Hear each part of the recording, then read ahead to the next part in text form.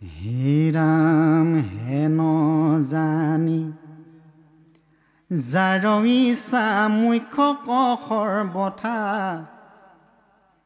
পৰীক্ষিত তেবে শুনি উক কৃষ্ণ কথা দিবে চিত্ৰ কৃষ্ণ গুণ নাম কীৰ্তনত কৃষ্ণৰেখে পাদ পদ্ম স্মৰিবে মনত নাৰায়ণ স্মৰণেখে পৰম মংগল এহি মানে জীৱনৰ জন্মৰ সামফল হে অন্তকালে হৰি স্মৰে যিটো ভাগ্যৱন্ত তাহাৰ মহিমা কহি কোনে পাৱে অন্ত যিটো ব্ৰহ্মময় দেখোঁ জগতে নিখিল যত পাপ পুণ্য সমস্ত নিবৰ্তিল এই হৰিৰ কথাত তাৰ ৰতি অবিশ্ৰাম সদায় মুখত নেৰৈ ৰাম কৃষ্ণ নাম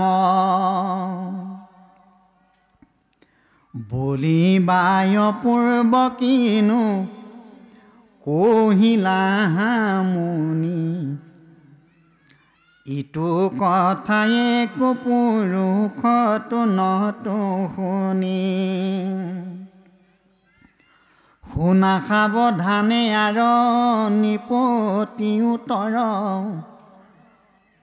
ইটো মহাভাগৱত শাস্ত্ৰ বৈকুণ্ঠৰ ইয়াত মহাধৰ্ম একে নামেকে প্ৰখ্যাত শ্ৰৱণ মাত্ৰকে কৰে কৃষ্ণক সাক্ষাৎ পূজা নমস্কাৰ ধ্যান সমস্তে দুষ্কৰ হৰি গুণ নাম ধৰ্ম মহাসুখকৰ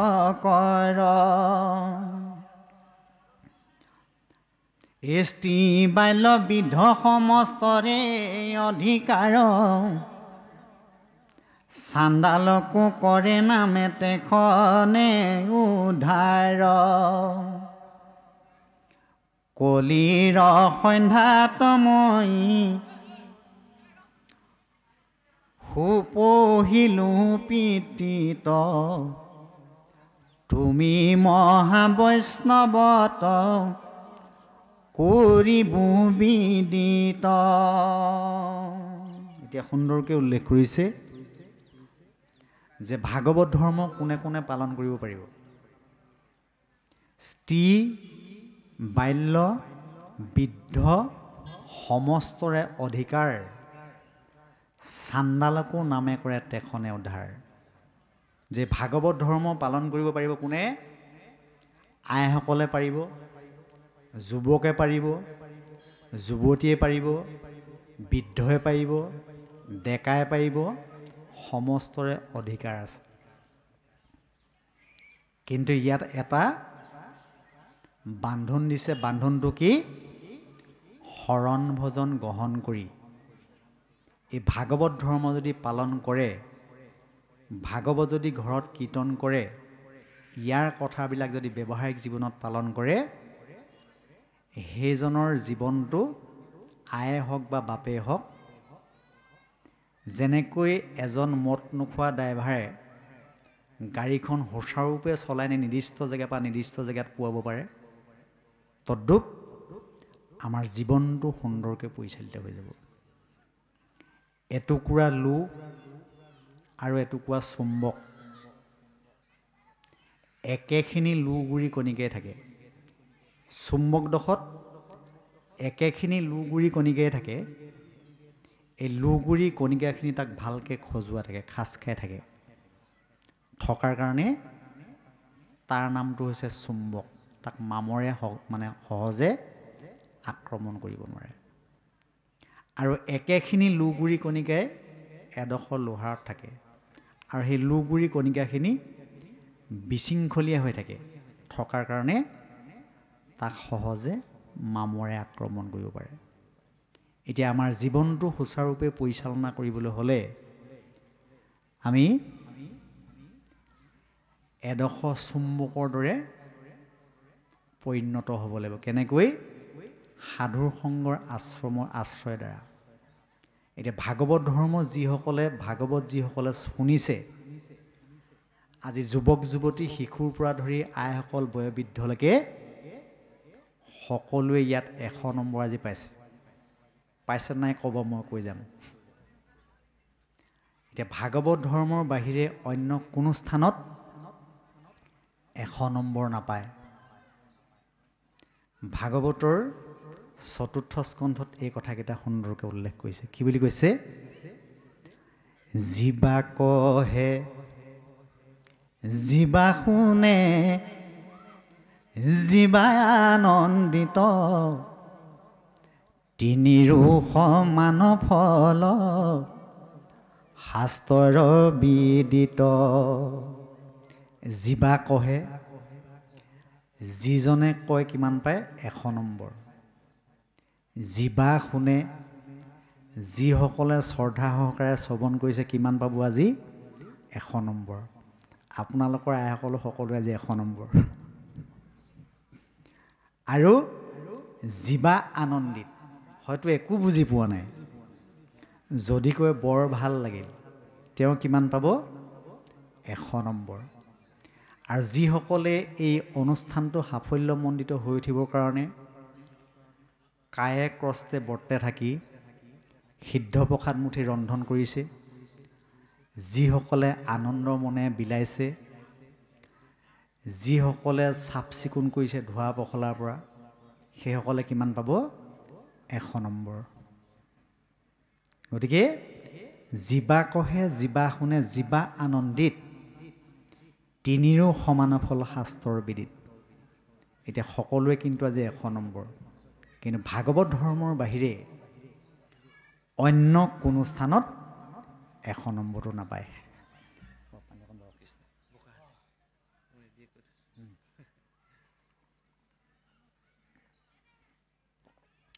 তাৰ পাছত কৈছে, এই ৰাম প্ৰশ্নৰ উত্তৰ দেও শুনা সাৱধান, কৃষ্ণৰ নামে জানা পৰম কল্যাণ, নামে সাধে যায় ৰজে নমতে অভিলাষ, জীৱা মুখ্য চাহৈ বৈকুণ্ঠ তদেন্ত বাস, জ্ঞানৰো জানিবা হৰি, নামে মুখ্য ফল, নাহিকে নামত পৰে পৰম মংগল, চাৰিও বেদৰ সাৰ এহি নিশ্চয়, জানি পৰীক্ষিত তুমি তেজিও সংশয়। এতিয়া পূৰ্বতে ব্ৰহ্মাই 4খন বেদ 3বাৰ পঢ়িলে। আদিকবি ব্ৰহ্মাই প্ৰথমবাৰ পঢ়ি পঢ়ি শেষত কি পালে? ভগৱন্তৰ নামটোৱে শ্ৰেষ্ঠ পালে। দ্বিতীয়বাৰ পঢ়িলে পঢ়ি গৈ শেষত পালেগৈ ভগৱন্তৰ নামটোৱে শ্ৰেষ্ঠ। 3 নম্বৰবাৰ পঢ়িলে, 3 নম্বৰবাৰ পঢ়িও ভগৱন্তৰ নামটোৱে শ্ৰেষ্ঠ পালে। এতিয়া এখন বেদত, ঋগ বেদত প্ৰায় 80,000 শ্লোক আছে, গোটেইখিনি সংস্কৃতত আছে আৰু এজন মানুহে অধ্যয়ন কৰিবলৈ প্ৰায় 70 বছৰ সময় লাগিব। গতিকে সেইখন বেদ আমাৰ পঢ়াৰ সময় নাই। সেইকাৰণে শংকৰ গুৰু আৰু মাধৱ পুৰুষ দুইজনে 4খন বেদ আমাক সংক্ষিপ্তত দি থৈ গৈছে। কি কি? কীৰ্তন, দশম, ঘোষা, ৰত্নাৱলী। এই 4খন পুথি যদি আমি সম্পূৰ্ণ চাওঁ আৰু ইয়াৰ মতে যদি আমি চলোঁ, আমি 4খন বেদ বেলেগে অধ্যয়ন কৰাৰ প্ৰয়োজন নাই। এদিন মাধৱ পুৰুষে শংকৰ গুৰুক সুধিলে যে গুৰুজন, তুমি ইয়াৰ পৰা যোৱাৰ পাছত নাম বস্তু কাক দি থৈ যাবা? তেতিয়া শংকৰদেৱে মাধৱ পুৰুষক কৈছে, বোলে মই ইয়াৰ পৰা নাযাওঁ নহয়, মই ইয়াত থাকিম। তেতিয়া মাধৱ পুৰুষ উৎফুল্লিত হৈ গ'ল যে গুৰুজন তুমি ক'ত থাকিবা? তেতিয়া মাধৱ পুৰুষক শংকৰ গুৰুৱে উত্তৰ দিছে, কি বুলি কৈছে? এই শুনিও মাধৱ মোৰ থাকিবাৰ থান, কীৰ্তন দশম মোৰ মূৰ্তিৰ সমান। মই ক'ত থাকিম? কীৰ্তন আৰু দশম যেতিয়ালৈকে থাকিব তাতে মই মূৰ্তিমন্ত হৈ থাকিম। আৰু মাধৱ তুমিও থাকিব লাগিব।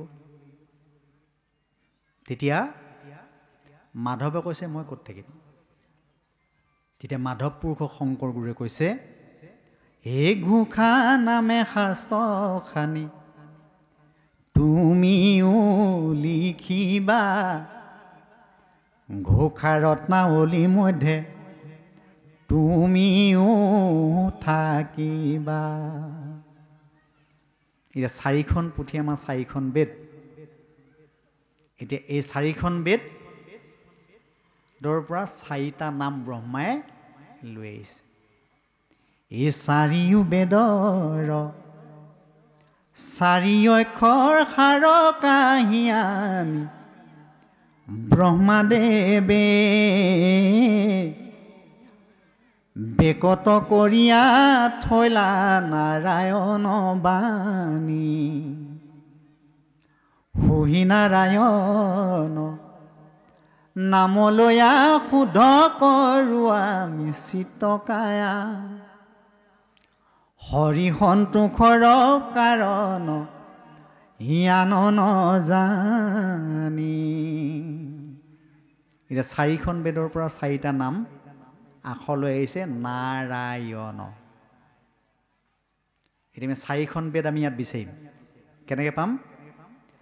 এই না পদে ঋগ্বেদ ৰত্নাৱলী জ্ঞান,